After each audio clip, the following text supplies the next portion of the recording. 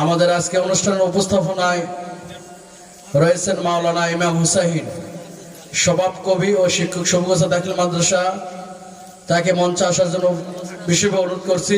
তার সাথে জনাব Mohammad Iftikhar Alam, TET instructor, universal school and college, Sherpur, Bogura. মোহতারাম বাবাজিকে স্টেজে আসার জন্য বিশেষভাবে অনুরোধ করছি। আজকের অনুষ্ঠানে আমাদের এই বিরাট তাফসীর কোরআন মাহফিলের সভাপতির আসন যিনি গ্রহণ করবেন, জননেতা জনাব আলহাজ মাওলানা দবিবুর রহমান, সাবেক চেয়ারম্যান উপজেলা পরিষদ ও আমির বাংলাদেশ জামাত ইসলামী শেরপুর উপজেলা শাখা। প্রধান বক্তা হিসেবে ওয়াজ ফরমাইবেন এবং তাফসীর পেশ করবেন আন্তর্জাতিক খ্যাতিসম্পন্ন মুফাসসিরে কোরআন, বিশিষ্ট ইসলামী চিন্তাবিদ, মিডিয়া ব্যক্তিত্ব আল্লামা তারেক মনোয়ার, খতিব, দক্ষিণ লন্ডন জামে মসজিদ, ইংল্যান্ড। একটা তো জীবন আর মরণ তো একটাই, সকলের তরে আছে একই স্থান। তবে কেন এক হে মুসলমান, এখো করি আহ্বান। তবে কেন এক হে মুসলমান, এখো করি আহ্বান।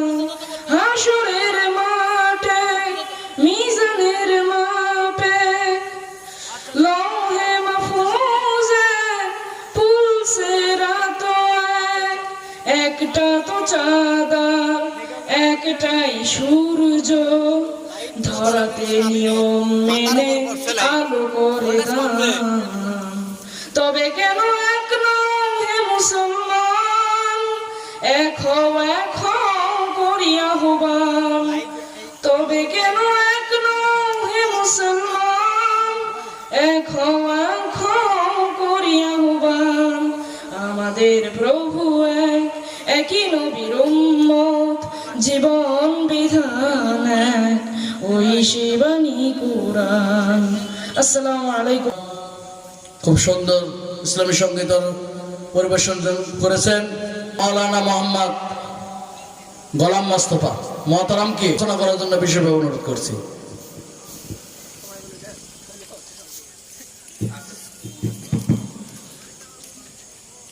আসসালামু আলাইকুম ওয়া রাহমাতুল্লাহি ওয়া বারাকাতুহু।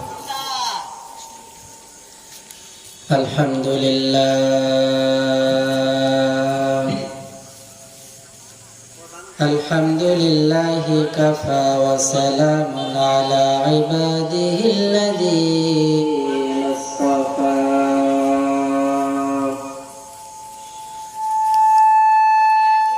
আম্মা বা'দু ফা'উযু বিল্লাহি মিনাশ শাইতানির রাজীম।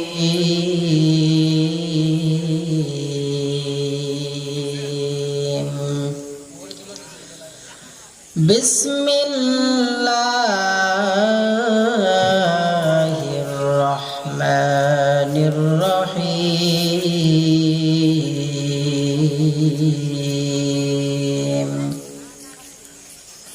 ইয়া আইয়ুহাল্লাযীনা আমানু ইসতাঈনু বিস-সাবরি ওয়াস-সালাহ,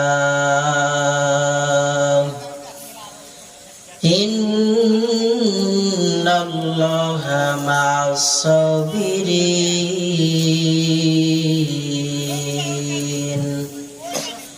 ওয়া ক্বালান নাবিয়্যু সাল্লাল্লাহু আলাইহি ওয়াসাল্লাম, আদ-দুনিয়া সিজনুল মুমিন ওয়া জান্নাতুল কাফির। أو كما قال النبي عليه الصلاة والسلام.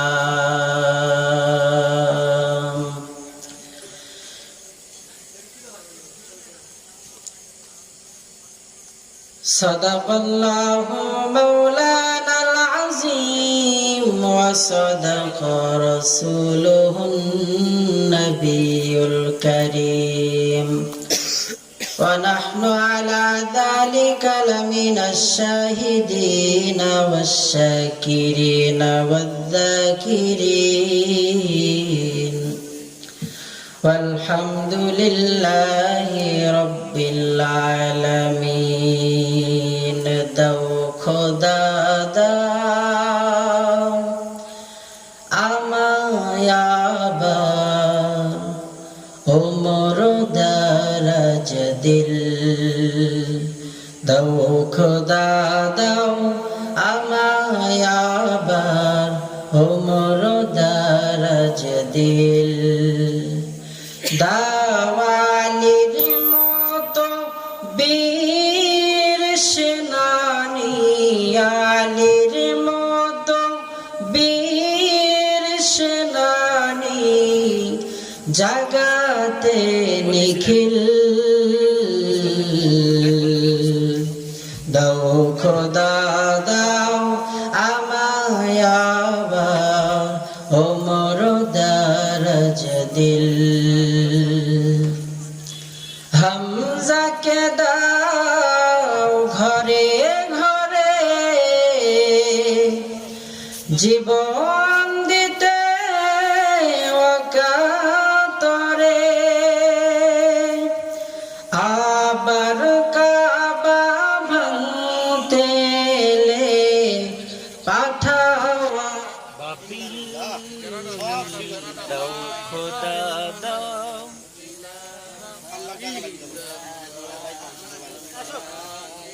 আল্লাহ পরে তুমি কয়বার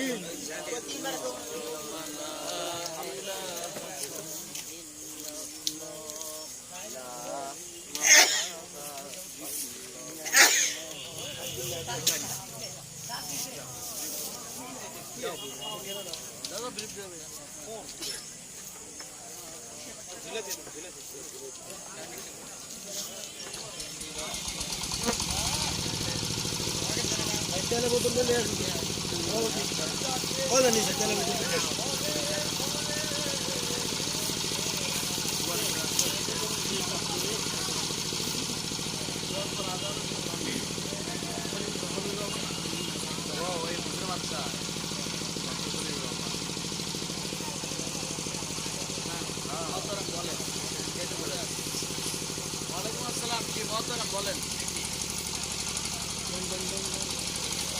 জি জি আর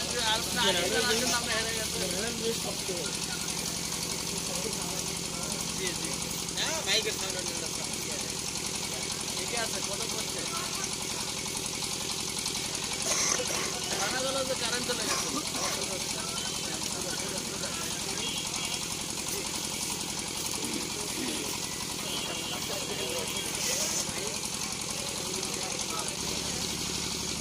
দেখিও না ভাই কারেন্ট চলে গেছে বাবাজি ডাকে পাচ্ছি না বাবা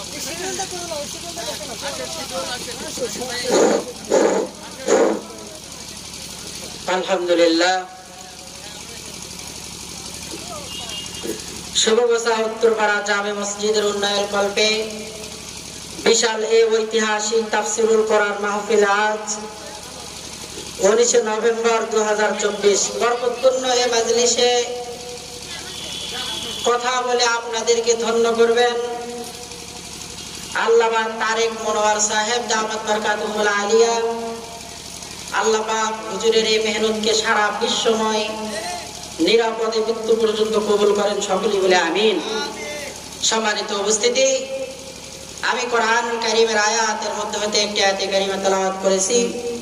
আয়াত ও হাদিসকে সামনে রেখেই সংক্ষিপ্ত সময় কিছু কথা বলার চেষ্টা করব ইনশাআল্লাহ।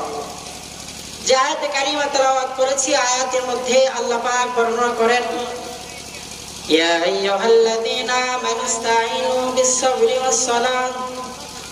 ও ঈমানদারগণ, আমি আল্লাহ পাকের কাছে চাও বিস-সাবরি ওয়াস-সালাত, ধৈর্য আর নামাজের মাধ্যমে।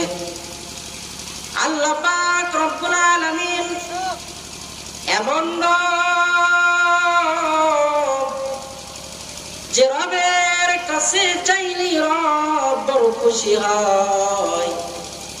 এজন্য আল্লাহ তাআলা জানিয়ে দিলেন, ইমানদার, আমি রবের কাছে যদি চাইতে চাও তাহলে তোমরা দুই জিনিসের মাধ্যমে আমি রবের কাছে চাও, তাহলে চাইতে দেরি হবে রে, আমি রবের পক্ষ থেকে তোমাদেরকে দিতে একটা মুহূর্ত দেরি করব না। আল্লাহ তাআলা জানিয়ে দিলেন, বিশ্বরি ওয়াস সালাম, ধৈর্য আর নামাজের মাধ্যমে আমি রবের নিকটে চাও। দুঃখজনক হলেও সত্য যে আজকে আমরা মুসলমান, আমাদের মাঝে ধৈর্য নাই, নামাজেরও খবর নাই। কথা বলেন ঠিক কিনা?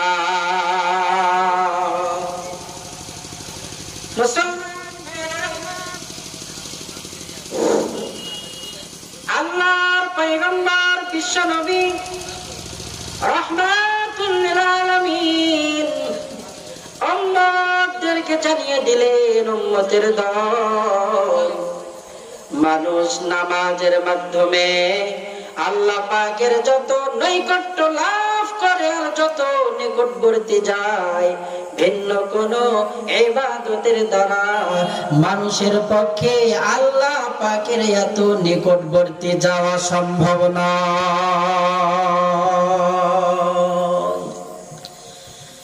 এজন্য সমস্ত ইবাদতের মধ্যে আমাদেরকে নামাজের ব্যাপারে খুব যত্নবান হওয়া চাই। যার জিন্দেগির মধ্যে নামাজ নাই, ওই ব্যক্তির দুনিয়াতে কোনো দাম নাই। আত্মীয় স্বজনের বাড়িতে না গেলে যদি আত্মীয়তার বন্ধন ঠিক না থাকে, আল্লাহ তাআলা জানিয়ে দেয়, রে মানুষ, দুনিয়ার মানুষের বাড়িতে না যাওয়ার কারণে যদি মানুষের সঙ্গে সম্পর্ক ঠিক না থাকে, আমার দুনিয়াতে একটা ঘর আছে, আর এই ঘরের নাম হইল মসজিদ। কোন ব্যক্তি যদি মসজিদের দিনে 5 বার না যাওয়া আসে করে, তাহলে ওই ব্যক্তির মাঝে আর আমি আল্লাহর মাঝে কোনো সম্পর্ক আর বাকি থাকে না। এজন্য মৃত্যুবরণ করতে হবে আমাদের। মৃত্যুবরণ করার পূর্বে আমি আপনি যদি মসজিদমুখী হই, তাহলে আমার আপনার জিন্দেগিটা বড় সফল কাম। যদি আমি আপনি নামাজি না হই, তাহলে আমার আপনার জিন্দেগিতে মৃত্যুর পরে বড় ভয়ানক একটা সময় চলে আসবে। আসবে মরণ, কখন কোথায় কারো জানা নাই। আসবে মরণ, কখন কোথায় কারো জানা নাই। জানাজার নামাজের আগে নামাজ পড়ো ভাই, তোমার জানাজার নামাজের আগে নামাজ পড়ো ভাই। আসবে মরণ, কখন কোথায় কারো জানা নাই। আসবে মরণ, কখন কোথায় কারো জানা নাই। জানাজার নামাজের আগে নামাজ পড়ো ভাই, তোমার জানাজার নামাজের আগে নামাজ পড়ো ভাই।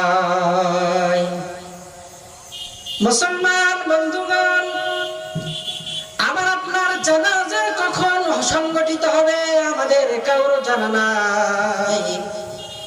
কারণ জানা নাই মালাকুল মাউত না জানি কখন এসে সামনে দাঁড়িয়ে যাবে। মুহূর্তের মধ্যে আমার আপনার সকল পরিচয় হারিয়ে যাবে। মুহূর্তের মধ্যে আমার আপনার জানটা নিয়া মালাকুল মাউত উড়াল দিবে। সঙ্গে সঙ্গে আমার আপনার সমস্ত নাম, সমস্ত গুণ, সমস্ত স্ট্যাটাস হারিয়ে যাবে।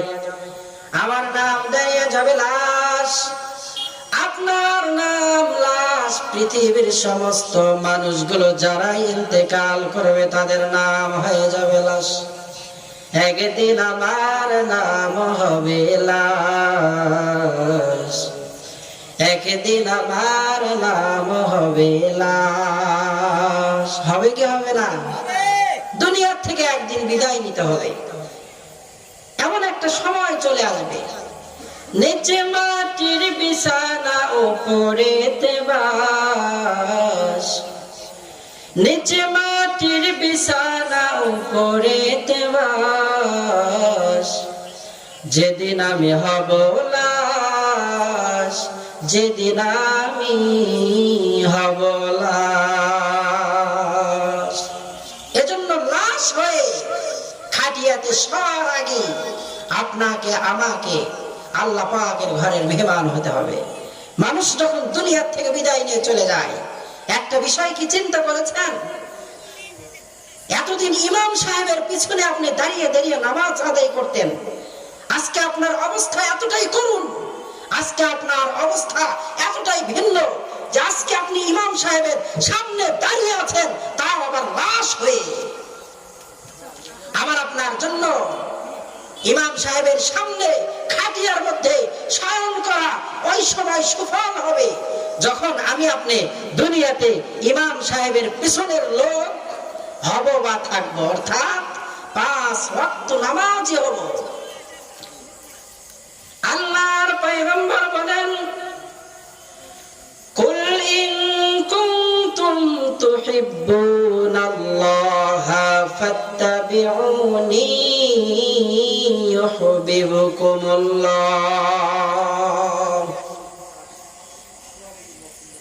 আমার বান্দা, তোমরা যদি আমি রবকে পাইতে চাও রে, ফাত্তাবিউনি ইউহিব্বুকুমুল্লাহ, তাহলে আমার রাসূলের ইত্তেবার অনুসরণ করো। আমাদের নবী কেমন নবী, কেমন পয়গম্বর জানেন? আল্লাহ পাকের মেরাজে আল্লাহ পাকের রাসূল গেলেন, আল্লাহ পাকের সঙ্গে কথোপকথন চলে। আল্লাহ তাআলা জানিয়ে দিলেন, নবী আপনি কি চান? কারণ আজকে আশিক আর মাশুক এক জায়গায় হয়েছে রে পয়গম্বর। আজকে আপনি চাবেন আর আমি রব আপনাকে সব দান করে দিব। আল্লাহ তাআলা আমার পয়গম্বর জনাবে মুহাম্মদ সাল্লাল্লাহু আলাইহি ওয়াসাল্লামের চেহারার দিকে তাকিয়ে দেখে চক্ষু দিয়ে দরদর করে পানির ফোঁটা পড়ে। আল্লাহ তাআলা জানিয়ে দিলেন, হাবিব আমার, আজকে তো আপনার কান্না করার কোনো কারণ আমি খুঁজে পাই না, কারণ স্বয়ং আমি রব আপনার সামনে বসা। আমার পয়গম্বর জানিয়ে দিলেন, মালিক আমার চোখের পানিগুলো যদি মুছতে চান তাহলে আমাকে এখনই ওয়াদা দেন, আমার গুনাহগার উম্মত গুলোরে আপনি জান্নাত দান করবেন নি। আল্লাহর পয়গম্বর আল্লাহ পাকের সামনে গিয়ে কান্না করেন আর উম্মতের ভালোবাসা প্রকাশ করেন। নবীজির মা আমেনা বর্ণনা করেন, আল্লাহর পয়গম্বর যেদিন দুনিয়ার জমিনে তাশরীফ আনলেন সুবহে সাদিকের সময়, আল্লাহর পয়গম্বর দুনিয়াতে আসার পরই তাশাহুদের শুরুতে বসে আল্লাহ পাকের কুদরতি কদমে সিজদায় লুটিয়ে পড়েছে। মা আমেনা বর্ণনা করেন, আমি আমার পয়গম্বরের নিকটে মুখ বরাবর আমার কানটা লাগালাম। আমি কানটা লাগিয়ে শুনি শিশু মুহাম্মদ দুনিয়ার কারোর কথা বলে না, সিজদায় গিয়ে বলে, ও আমার মালিক, আমার গুনাহগার উম্মতের কি অবস্থাটা না হবে? আমার গুনাহগার উম্মতকে আপনি জান্নাত প্রদান করবেন নি। আল্লাহর পয়গম্বরের 3 দিন হলো মদিনায় কোনো খবর নাই। আবু বকর, ওমর, ওসমান, আলী সবাই কান্না করতে করতে বেহুশ হয়ে গেছে। 3 দিন পরে আবু বকর সিদ্দিক রাদিয়াল্লাহু তাআলা আনহু ওমরকে বলে, ওমর ভাই, আর মদিনায় বসে থাকলে চলবে না, তাড়াতাড়ি পয়গম্বরের খবর নিতে হবে। মদিনার বাহিরে চলে গেছে। যাওয়ার পরে বাজারের ভেতরে গিয়ে ওমর ফারুক রাদিয়াল্লাহু তাআলা আনহু ডাকতে বলে, মদিনার মানুষ তাড়াতাড়ি বলো আমার পয়গম্বরকে কে কোথায় মেরে রাখছো রে? যদি না বলতে পারো আমি ওমরের তরবারের হাত থেকে কিন্তু একটাও বাঁচতে পারবে না।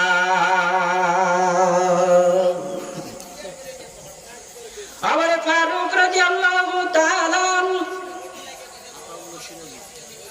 এবার মরুভূমির ভিতরে চলে এসে যাওয়ার পর দেখে রাখাল মরুভূমির গাছের কিনারায় দাঁড়িয়ে দাঁড়িয়ে কান্না করে। ও ভাই কান্না করো কেন? বলে আজকে 3 দিন হলো আমাদের ওট বেড়া দুম্বা গুলো ঘাসে মুখ লাগায় না।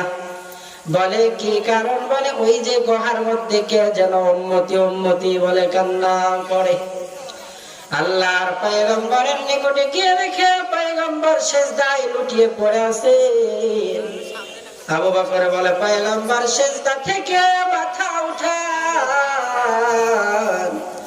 3 দিন হলো পেটে কোনো দানা পানি নাই রে। ওমর বলে, আল্লাহর পয়গম্বর তাড়াতাড়ি মাথা উঠান, 3 দিন হলো মদিনার মানুষ অনাহারে আছে, আপনি যদি মদিনায় না যান মদিনার মানুষগুলো না খেয়ে ইন্তেকাল করবে। আল্লাহর পয়গম্বরের কোন কথাই বলে না।